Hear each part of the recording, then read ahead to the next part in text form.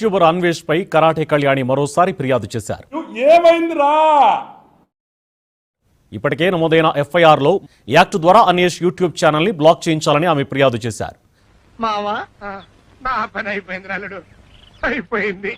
ఈరోజు ఒక విధవ అన్వేష్ అనేవాడు, నేను మరీ అంత ఎదవలా కనపడుతున్నానా?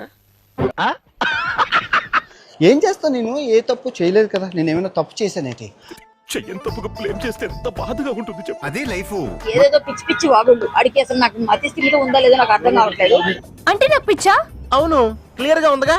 ఈ గొడవల కారణంగా నాకు 8 రోజుల్లో 8 లక్షల రూపాయలు వచ్చాయి. రోజుకు 200 సంపాదించడానికి నానా కష్టాలు పడుతున్నా.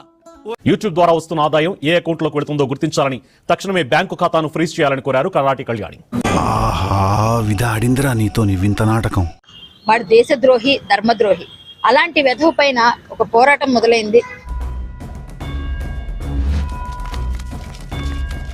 నేను చిన్న మాట పొరపాటు వచ్చింది. నోటి దోలనంటే నిజం అనుకోండి. నాకెందుకో కొంచెం పిచ్చి పిచ్చి వాగుళ్ళు ఎక్కువైపోయినాయి అనిపిస్తుంది. నా ఒక్కనికే అట్లా అనిపిస్తుందా అనుకున్నా, నీకు కూడా అట్లనే అనిపిస్తుందా? ఇంకా నన్ను శ్రీరాముడే కాపాడతాడు. అదేం జరగదు, నువ్వు దురాశపడకు, ఊకోగా. హల్లెలూయా శృతి మహిమ ఎల్లప్పుడు దేవుని శృతించదము.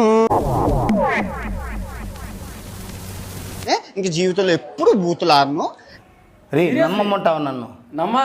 చేయాలి. ఆ డబ్బు మదంతో రెచ్చిపోతూ పిచ్చి పిచ్చి మాటలన్నీ మాట్లాడుతున్నాడు. నేను ఇలాగే మాట్లాడతాను. ఇష్టమైతే ఉండు, లేకపోతే